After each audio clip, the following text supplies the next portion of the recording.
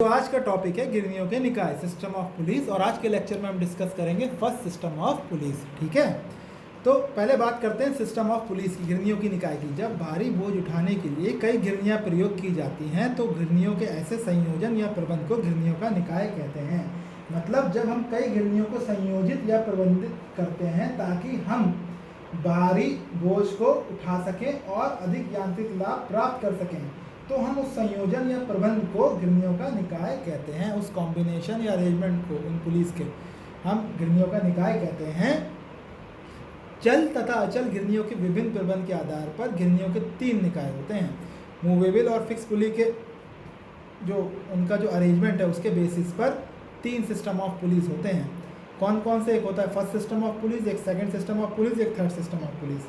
ठीक है, गिरनियों का प्रथम निकाय, गिरनियों का द्वितीय निकाय, गिरनियों का तृतीय निकाय। इनका प्रयोग अधिक यांत्रिक लाभ प्राप्त करने के लिए किया जाता है। ठीक है, अब हम बात करते हैं फर्स्ट सिस्टम ऑफ पुलिस की। यहाँ पे दिखाया गया एक फर्स्ट सिस्टम ऑफ पुलिस। ठीक है, इस सिस्टम की, इस निकाय की खासियत ये होती है, इसमें जितनी भी चल गिरनियाँ होती हैं उतनी ही रस्सियाँ होती हैं। ठीक है, आप जितनी चल गिरनियाँ होंगी इसके अंदर, आप system of police, first system of police में उतनी ही इसमें उतनी ही इसमें रस्सियाँ होंगी। ठीक है, अब आप देख सकते हैं यहाँ पे 4 चल गिरनी है, 1 2 3 4, और 5वीं जो है वो अचल गिरनी है। ठीक है, तो उसमें 4 रस्सियाँ हैं, 1 2 3 4, ये पूरी 4, पूरी एक रस्सी है 4। ठीक, ये जो चल गिरनियाँ ये अपनी अपनी स्वतंत्र रस्सियों पर टिकी रहती हैं। ठीक है, ये अपनी अपनी स्वतंत्र रस्सियों पर टिकी रहती हैं। रस्सी का एक सिरा किसी फिक्स सपोर्ट या फिक्स पॉइंट या दृढ़ बिंदु से बंधा रहता है, और वो रस्सी पुली की परिधि से गुजरती हुई उसका दूसरा सिरा जो है ऊपर वाली पुली की सेंटर से बंधा रहता है। यहाँ आप देख सकते हैं, यहाँ बंधा हुआ है, इसकी परिधि से गुजरता हुआ ऊपर वाली पुली की। ऐसे ही दूसरी पुली में आप देख सकते हैं, एक ऊपर बना हुआ है और दूसरा सिरा ऊपर वाली पुली के सेंटर से बना हुआ है। जो लास्ट चल गिरनी है इस सिस्टम में, उसका एक सिरा ऊपर बना हुआ है फिक्स सपोर्ट पे, और दूसरा सिरा इसकी परिधि से गुजरता हुआ, फिर फिक्स पुली की परिधि से गुजरता हुआ दूसरा सिरा प्रयास लगाने के लिए छोड़ा गया है। ठीक है, अब बात करते हैं जो फिक्स पुली है। फिक्स पुली यहाँ क्यों यूज़ हुई है? अगर फिक्स पुली यहाँ नहीं होती, अगर फिक्स पुली यहाँ नहीं होती तो हमें प्रयास ऊपर की दिशा में लगाना होता, जो कि काफ़ी कठिन होता है। इसलिए प्रयास की दिशा बदलने के लिए हमने फिक्स पुली का इस्तेमाल किया है। जो सबसे नीचे वाली पुली है उसमें जो है भार लटकाया गया है। ठीक है, एक ख़ास बात यह है कि इसमें 4 चल गिरनियाँ हैं। ठीक है, आप चल गिरनियों की संख्या में चेंज करके मैकेनिकल एडवांटेज में चेंज कर सकते हो। ठीक है, दूसरी बात, अगर मैंने माना कि भाई ये 4 डोरियां हैं, ठीक है, अब ये इस पे नीचे वाली पे भार भी बंधा हुआ है, ठीक है, तो इसमें तनाव होगा। मैंने डोरी 1 में मान लिया, ये डोरी 1 है, डोरी 2, डोरी 3, इसमें तनाव T1। ठीक है, अगर इस पॉइंट के लिए आप दिखाओगे तनाव तो बाहर निकलता हुआ हम तनाव दिखाते हैं, तो ये T1। इस पॉइंट के लिए दिखाओगे तो ये T1, इस पॉइंट के लिए T1 दिखाओगे तो, क्योंकि दूर जाता हुआ होता है टेंशन फोर्स जो होती है दूर जाती है फोर्स, मतलब बाहर निकलती हुई। ठीक है, अगर इस पॉइंट के लिए टेंशन दिखाओगे तो ये T1, ऐसे ही। अब इस पुली और इस धागे की बात करते हैं, ये पुली है। ठीक है, अब ये जो डोरी है, सॉरी धागा नहीं, डोरी, ये जो रस्सी या डोरी है, इसमें आप देखो, इसमें तनाव T2 है, क्योंकि दूसरी है तो इसमें हमने दूसरा T2 माना है ना। ठीक है, यहाँ पर तनाव T2 है, क्योंकि यहाँ पे अगर आप तनाव देखना चाहोगे, इस पॉइंट पे देखना चाहोगे तो बाहर निकलता हुआ ऐसे शो करोगे T2 को, यहाँ T2, यहाँ T2। ठीक है, अब इस डोरी, ये डोरी बदल गई तो तनाव इसमें अलग माना है हमने, T3 T3 T3 T3। ठीक है, इस तरीके से। फिर लास्ट पुली में हम देखते हैं, यहाँ T4, इस पॉइंट के लिए T4, यहाँ T4, ठीक है, और यहाँ होते हुए ये T4, ये T4। चूँकि हम फ्रिक्शन लेस पुली मानते हैं, घर्षण रहित मानते हैं, तो ये यहाँ जो तनाव होगा वही तनाव यहाँ पर भी होगा। ठीक है, अब अगर हम P बल लगा रहे हैं, ठीक है, प्रयास बल, एफर्ट, तो ये P जो होगा इस तनाव T4 के बराबर होगा। ठीक है, P जो है T4 के बराबर होगा। ठीक है, तो इसके रेस्पेक्ट में तनाव देखेंगे तो यहाँ ऐसे दिखाएंगे, और इस पॉइंट के रेस्पेक्ट में देखेंगे तनाव तो नीचे की ओर दिखाएंगे। ठीक, उसके बाद इसमें जो समझने वाली चीज़ है मेन, वो कंसेप्ट जो है मूवेबल पुली में जो मैंने लास्ट लेक्चर में समझाया था, उसी कंसेप्ट से आप ये चीज़ आराम से समझ लोगे। ठीक है, अगर आपको लास्ट लेक्चर ध्यान हो, ये मूवेबल पुली मैंने बताई थी कि एक चल गिरनी है, ठीक है, इसमें आप प्रयास यहाँ लगाते हो तो ये जितना ऊपर मूव होती है, जितना ऊपर विस्थापित होती है, ठीक है, उससे डबल डिस्टेंस जो है, उससे डबल डिस्टेंस दूरी जो है ये विस्थापित होता है एफर्ट। कैसे? मैंने बताया था कि भाई ये डोरी इसके ऊपर से आ रही, मूवेबल पुली से होते हुए रस्सी आ रही है, इस पर आपने पी फोर्स, पी एफर्ट लगाया, ठीक है। तो हमने माना कि पुली जो है ऊपर की ओर एक्स विस्थापित हुई, A1 से A2 में एक्स गई। जब ये एक्स विस्थापित हुई तो इस तरफ भी इसके डोरी है पुली की और इस तरफ भी डोरी है, तो एक्स ये भी है और एक्स ये भी है, ठीक है। तो जब पुली ऊपर की ओर बढ़ जाएगी तो ये ढीली पड़ जाएगी डोरी, ठीक है। तो ये इसमें ढीलापन आ जाएगा, तो वही चीज़ जो हम ये आगे पी खींच रहे हैं ना, इस सिरे को खींच रहे हैं आगे, तो ये x प्लस एक्स, ये टोटल जो विस्थापित होता है ये x प्लस एक्स होकर ये टोटल आगे डोरी बढ़ के आ जाती है 2x, ठीक है। तो वही चीज़ है, अगर यहाँ पे मान लो इस सिरे पे हम प्रयास लगा रहे थे, इस सिरे पे हम कोई चीज़ बंधी हुई थी, दूसरी पुली बंधी हुई थी, ठीक है, तो वो चीज़ ऊपर 2x मूव कर जाती है, ठीक है। अब ये डोरी, अब आप इधर देखें, जब हम P प्रयास लगाएंगे, ठीक है, नीचे की ओर इसे खींचेंगे, ठीक है, तो ये पुली ऊपर की ओर उठेगी। जब ये पुली ऊपर की ओर उठेगी तो इसके सेंटर पे ये रस्सी बनी हुई है, ठीक है, तो ये इसे ऊपर की ओर उठाएगी। ऐसे इसके सेंटर से ये रस्सी बनी हुई है, इसके ऊपर की ओर उठाएगी। ऐसे इसके सेंटर से ये रस्सी बनी हुई है, इसे ऊपर की ओर उठाएगी, ठीक है। तो P प्रयास लगाने की वजह से जितनी भी चल गिरनियाँ हैं वो ऊपर की ओर विस्थापित हो रही हैं, जिसके कारण भार विस्थापित हो रहा है, ठीक है। अब हमने माना ऐसा कि P प्रयास लगाने के कारण जो पुली नंबर 1 है चल गिरनी, वो x दूरी ऊपर की ओर विस्थापित हुई। x दूरी P प्रयास लगाने पे ये x दूरी ऊपर की ओर विस्थापित हुई। जब ये x दूरी ऊपर की ओर विस्थापित होगी तो इसकी साइड की दोनों डोरियाँ x ढीली पड़ जाएंगी। तो वो जो सिरा बना हुआ है 2 नंबर पुली पे, ये वाला सिरा, तो ये जब पुली ऊपर की ओर 2 नंबर विस्थापित हो रही होगी तो वो उतनी ही डोरी ऊपर की ओर खींच रही होगी, कितनी, x प्लस एक्स 2x। तो ये जो ऊपर की ओर मूव हो रही है ना पुली नंबर 2, ये कितना मूव हो रही है, जितनी ये डोरी ढीली पड़ रही है इसके, जैसे 1 ऊपर की ओर x विस्थापित हुई तो साइड में x और इधर x, दोनों ये डोरी का हिस्सा x और ये डोरी का हिस्सा x प्लस एक्स ढीला पड़ गया 2x। तो उतना ही वो सिरा आगे बढ़ गया। कैसे बढ़ा, इसने पुली ने उसे ऊपर की ओर, उतना ही सिरा ऊपर की ओर खींचा, ठीक है। तो 2 नंबर पुली कितना विस्थापित हो रही है, x प्लस एक्स 2x, ठीक है। अब जब पुली नंबर 2 जो है ऊपर की ओर 2x विस्थापित होगी तो इसकी डोरी 2x यहाँ से ढीली पड़ जाएगी, ठीक है। तो ये जो इसका ये वाला सिरा है, ये 2x प्लस 2x 4x विस्थापित हो जाएगा। अब जब ये सिरा 4x विस्थापित होगा तो ये बना हुआ है 3 नंबर पुली के सेंटर से, तो पुली नंबर 3 जो है ऊपर की ओर विस्थापित हो रही है, ठीक है। कितनी, 2x प्लस 2x 4x, ठीक। ऐसे ही जब ये पुली 4x विस्थापित होगी ऊपर के लिए, ठीक है, तो ये वाली पुली जो है, अब ये जो है दोनों 4x प्लस 4x विस्थापित हो जाएंगे। जब ये 4x प्लस 4x विस्थापित होंगे, ठीक है, तो ये जो है ये पुली जो है 8x विस्थापित हो जाएगी आगे। अब जब ये 8x विस्थापित हो जाएगी तो ये इधर दोनों डोरियां ढीली पड़ेंगी, ठीक है, 8x प्लस 8x। तो ये जो सिरा है ये नीचे की ओर विस्थापित हो जाएगा, total 8x plus 8x 16x। ये P जो है विस्थापित हो जाएगा 16x, ठीक है।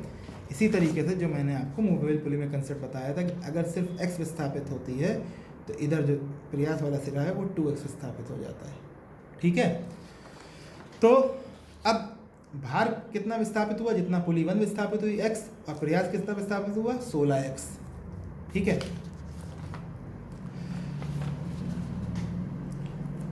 तो प्रयास का विस्थापित 16x, या आप बोल सकते हो 2 की पावर 4x, और भार का विस्थापन हो गया x। तो VR आ गया प्रयास का विस्थापन अपॉन भार का विस्थापन, वेलोसिटी रेशियो या वेग अनुपात, तो 2 की पावर 4। अगर हम इसे गौर से देखें तो इसमें 4 चल गिरनियाँ हैं, 1 2 3 4, ठीक। तो 4 चल गिरनियाँ हैं तो VR वेलोसिटी रेशियो आ रहा है 2 की पावर 4। अगर n गिरनियाँ होती, n चल गिरनियाँ होती तो VR हो जाता है 2 की पावर n, ठीक। अगर ये निकाय आदर्श निकाय होता, आइडियल कंडीशन हम मानते हैं, आइडियल सिस्टम मानते, तो एफिशिएंसी दक्षता होती 100%, तो MA बराबर VR हो जाता, यांत्रिक लाभ बराबर वेग अनुपात, तो यांत्रिक लाभ भी हो जाता है आपका 2 की पावर n, ठीक। अब इसी चीज़ को सॉल्व करने की एक दूसरी विधि भी है। दूसरी विधि में हम क्या करते हैं, हम अलग अलग जो चल घिरनियाँ हैं इनका अलग अलग जो है इक्विलिब्रियम संतुलन में इन्हें सॉल्व करते हैं। ठीक है, संतुलन इनका देखते हैं। अगर आप इस पुली की बात करो, इस पुली की बात करो तो इस पे सिर्फ इस पुली पे देखो कौन कौन से बल लग रहा है। एक T1 इधर लग रहा है, एक T1 इधर लग रहा है, T1 और T1, और नीचे की ओर लग रहा है W। ठीक है, तो संतुलन की बात करो, ऊपर जाने वाली फोर्स बराबर नीचे जाने वाली फोर्स। तो इस पुली के लिए इक्वेशन क्या बन जाएगी, T1 प्लस T1 बराबर W, T1 प्लस T1 बराबर W, तो 2T1 बराबर W, तो T1 बराबर W/2। ठीक, उसी तरीके से अब आप इस पुली को देखो, उस पुली को देखते हो तो इसमें इसका संतुलन अगर देखते हो आप तो T2 प्लस T2 बराबर नीचे की ओर कितने बल लग रहा है तनाव, T1, तो T1 बराबर T2 प्लस T2। ठीक है, तो T2 बराबर T1, तो T2 को आप लिख सकते हो T1/2।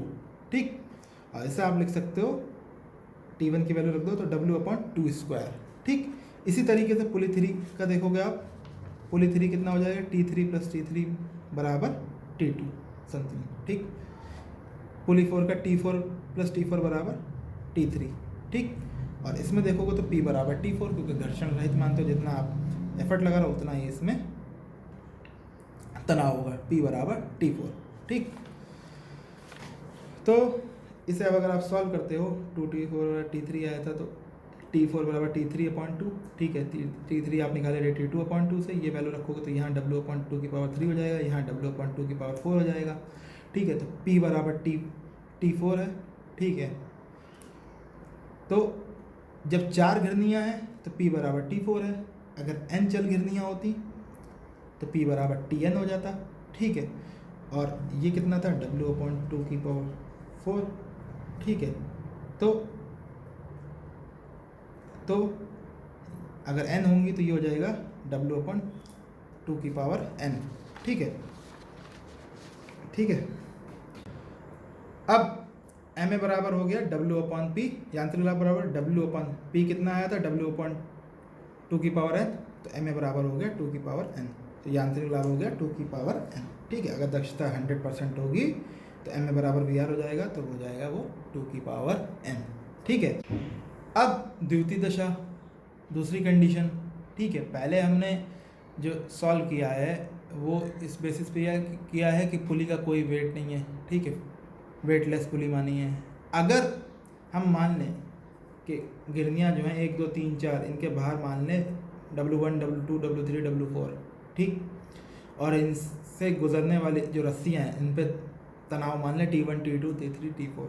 ठीक, तो अब हम इसे सॉल्व करें। अब अगर इसे हम सॉल्व करते हैं तो संतुलन के आधार पर करते हैं, हम सारी पुलिस को संतुलन में मानते हुए सॉल्व करते हैं। ठीक है, तो अब ये पुलिस संतुलन में माना इसे। ठीक, तो इसमें कौन सी फोर्स लग रही है, कौन कौन सी, एक टेंशन फोर्स इधर, एक टेंशन फोर्स इधर, तनाव बल T1 और T1 ऊपर जाने के लिए, T1 और T1, तो T1 प्लस T1 नीचे की ओर लग रहा है कैपिटल W। कैपिटल W क्या है, बड़ा W क्या है, जो बाहर लटका हुआ है नीचे। ठीक, और इस पुली का वेट भी नीचे की ओर लग रहा हो, इसका अपना वेट हमने माना है W1। ठीक, तो कितना हो जाएगी इक्वेशन, नीचे के लिए कौन कौन सी फोर्स लग रही है, एक तो W ये लग रहा है और इसका अपना भार W1, तो इक्वेशन हो जाएगी T1 प्लस T1 बराबर W प्लस W1। ठीक, तो इक्वेशन हो गई 2T1 बराबर W प्लस W1 पुली 1 के लिए, तो T1 बराबर हो गया W/2 प्लस W1/2। इसी मैंने इन पुलिस को संतुलन मानते हुए इन्हें इजीली सॉल्व करने के लिए अलग अलग बना लिया। ठीक है, शो करने के लिए, इजीली समझने के लिए। अब आप इधर देख सकते हो कि पुली नंबर 1, पुली नंबर 2, पुली नंबर 3, पुली नंबर 4। पुली नंबर 1 में अगर आप देखो तो ऊपर वाली रस्सियों में कितने लग रहे हैं तनाव, T1 और T1, और नीचे लग रहा है जो उससे वेट लटका हुआ है कैपिटल W और उसका अपना भार W1 पुली का। तो इक्वेशन बन जाएगी T1 प्लस T1 बराबर W प्लस W1। ठीक है, ऐसे ही पुली नंबर 2 में इक्वेशन बन जाएगी T2 प्लस T2 बराबर T1 प्लस W2। W2 इसका अपना भार है और T1 नीचे की ओर तनाव लग रहा था, ऊपर दोनों ओर T2 तनाव लग रहे थे। ठीक है, ऐसे ही इस वाली 3 नंबर पुली के लिए हो जाएगी T3 प्लस T3 बराबर T2 प्लस W3 इसका भार है। ठीक है, ऐसे ही W4 इस वाली पुली का भार है, तो W4 प्लस T3 बराबर T4 प्लस T4, क्योंकि T4 ऊपर वाली रस्सी में तनाव है, T3 नीचे जो डोरी है, नीचे जो रस्सी है उसमें तनाव है।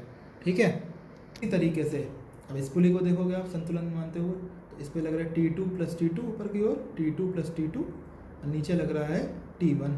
T1 और इसका अपना वेट W2।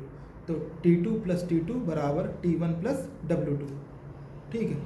तो 2T2 बराबर T1 प्लस W2, ठीक। तो T2 बराबर T1/2 प्लस W1/2। इसी तरीके से अब T2 में T1 आ रहा है, T1 किया ऊपर से वैल्यू रख दो। जब आप वैल्यू रखोगे, इसे सॉल्व करोगे तो ये इक्वेशन ऐसी बन जाएगी। T2 बराबर, इसे इस तरीके से लिख लो, W/4 को लिख लो 2 का स्क्वायर, W1/4 को लिख लो 2 का स्क्वायर प्लस W2/2, ठीक है।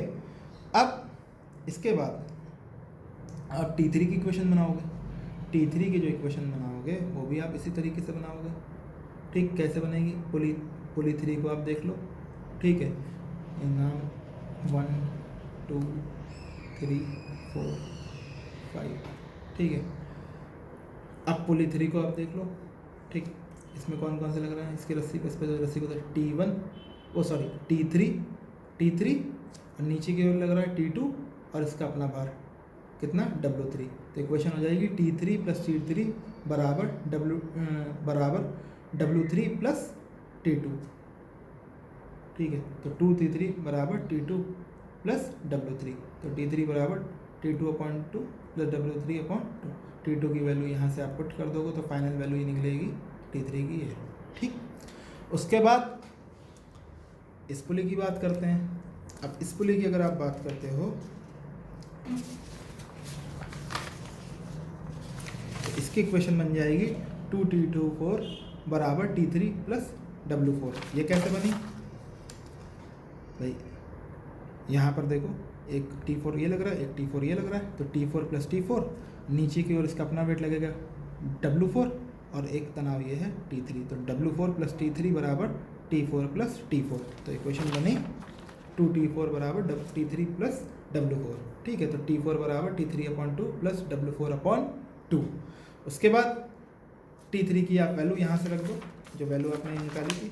जब ये वैल्यू आप यहाँ रखोगे इस इक्वेशन में तो आपकी फाइनल इक्वेशन ये बन जाएगी, ठीक।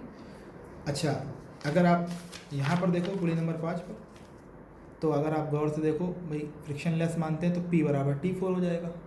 जो T4 यहाँ था वही T4 यहाँ पर भी हो, जो तनाव यहाँ था वही तनाव यहाँ पर भी होगा, और वही जितना हम प्रयास लगा रहे होंगे उसके बराबर ही होगा वो तनाव, ठीक।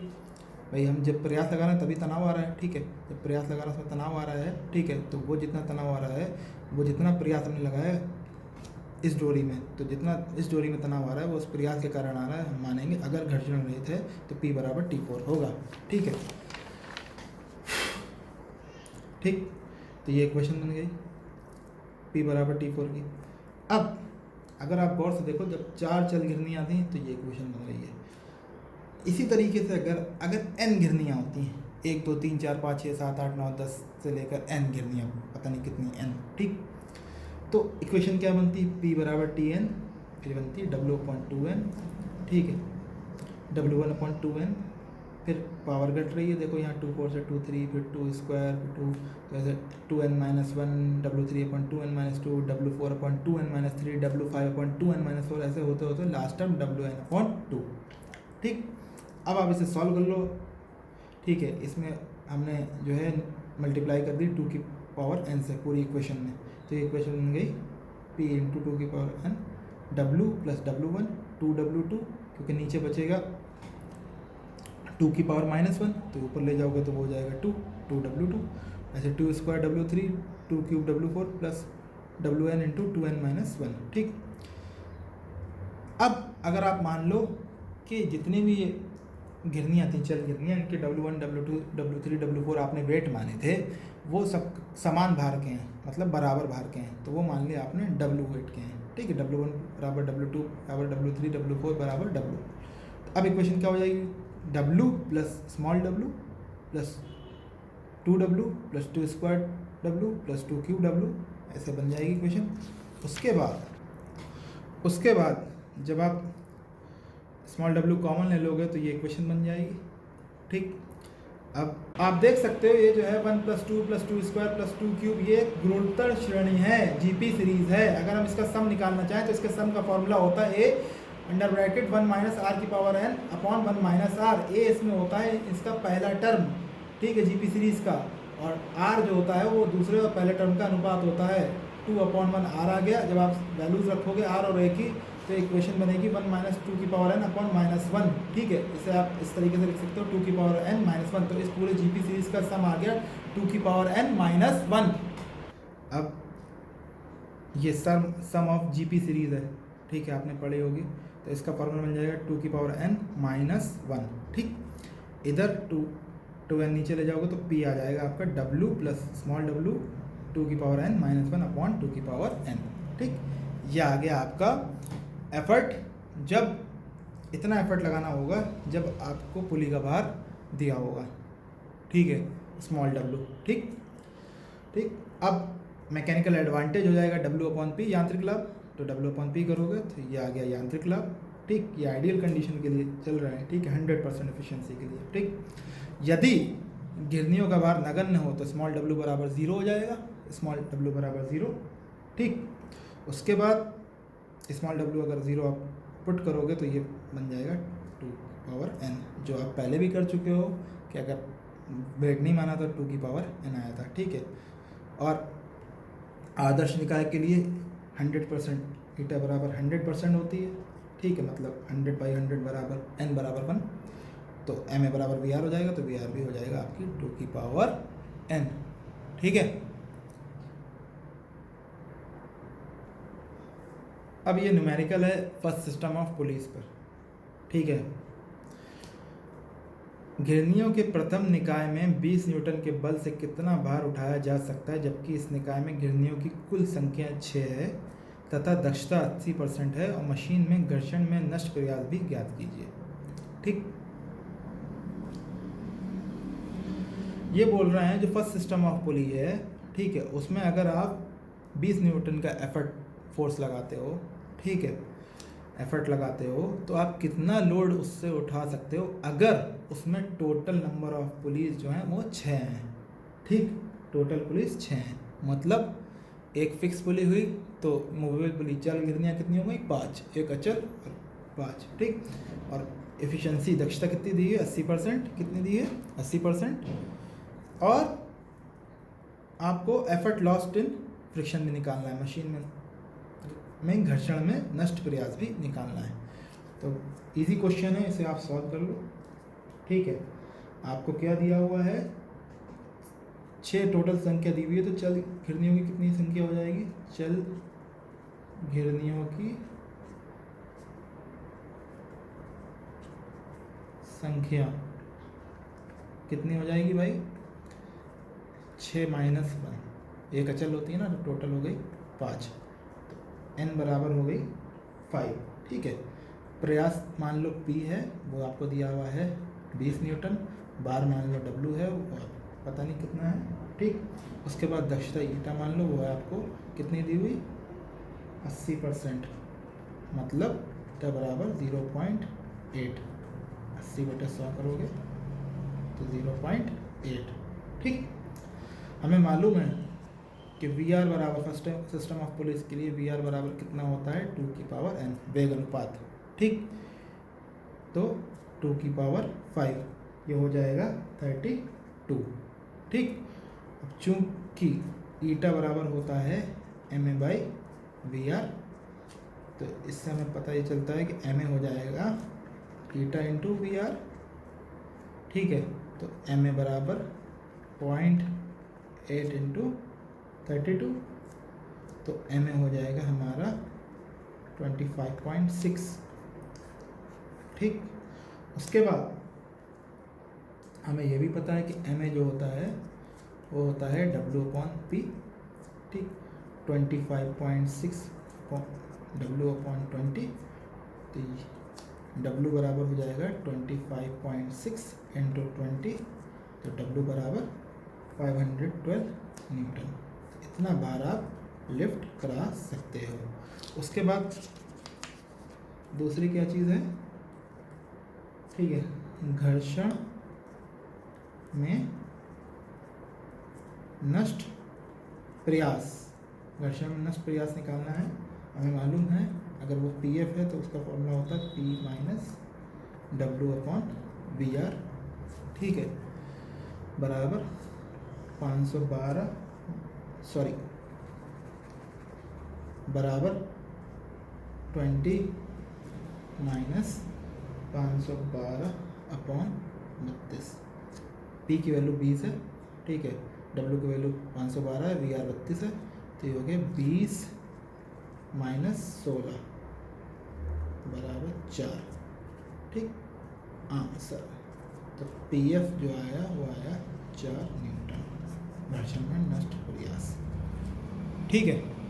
नेक्स्ट क्वेश्चन, गिरनियों के प्रथम निकाय में गिरनियों की कुल संख्या 5 है। यदि प्रत्येक गिरनी का भार 25 न्यूटन हो तो 85% दक्षता पर 9000 न्यूटन भार उठाने के लिए कितने बल की आवश्यकता होगी। मतलब आपको 9000 न्यूटन का भार उठाना है फर्स्ट सिस्टम ऑफ पुली से, ठीक है, तो कितना आपको प्रयास लगाना पड़ेगा जब पुली का वेट भी दिया हुआ हो आपको कि पुली का वेट कितना है 25 न्यूटन है और दक्षता कितनी है 85% है और कुल संख्या 5 है।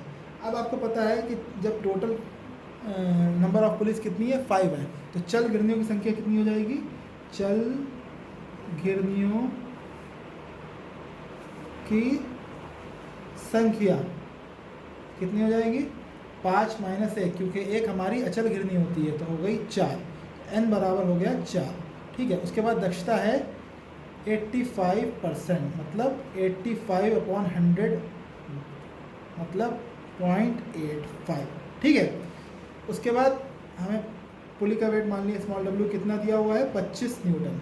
अब हमें पता है एक आइडियल एफर्ट का फॉर्मूला होता है, आदर्श प्रयास का क्या फॉर्मूला होता है, आदर्श प्रयास का जब हमें पुली का वेट मालूम होता है तो w प्लस w 2 की पावर n माइनस 1 अपॉन 2 की पावर n, ये होता है आदर्श प्रयास का, तब दक्षता 100% होती है। आदर्श प्रयास वैन ईटा बराबर 100%, ठीक। अब यहाँ पे आप आदर्श प्रयास निकाल लो, इसे पी आइडियल बोल सकते हो।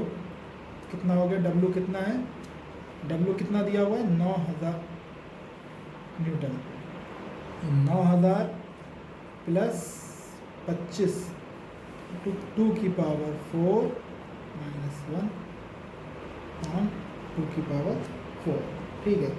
ये हो जाएगा 9000 प्लस 375.16, ये हो गया 585.94, ठीक। पी आइडियल हमें बदल गया, कितना है पी आइडियल आदर्श प्रयास है 585.94। अब हमें पता है चूंकि ईटा बराबर होता है दक्षता बराबर ये भी होता है कि आदर्श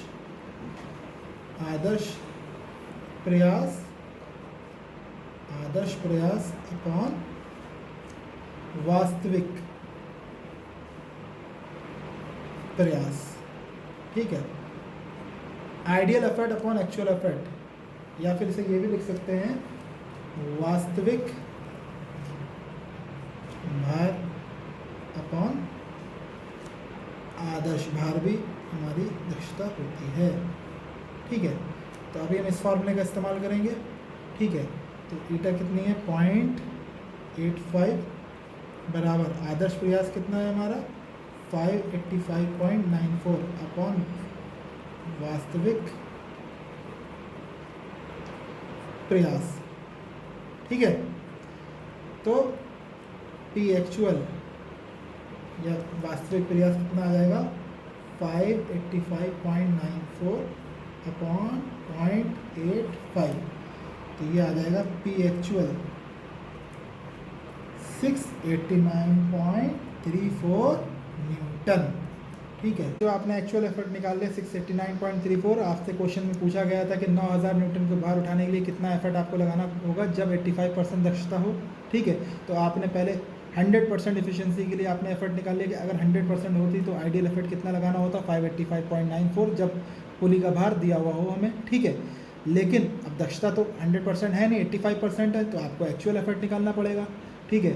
मतलब वास्तविक प्रयास निकालना होगा, तो आपने फार्मूला इस्तेमाल करते हुए आदर्श प्रयास अपॉन वास्तविक प्रयास से आपने वास्तविक प्रयास निकाल लिया 689.34। इतना प्रयास आपको लगाना पड़ेगा 9000 न्यूटन के भार को उठाने के लिए जब मशीन की दक्षता 85% हो और पुली का भार 25 न्यूटन हो, ठीक है। तो बच्चों आज के लेक्चर के लिए बस इतना ही। अगर मेरा लेक्चर अच्छा लगा हो तो मेरे वीडियो को लाइक कीजिए, सब्सक्राइब कीजिए मेरे चैनल को, और मेरे वीडियो को शेयर भी कीजिए। ठीक है, गुड बाय।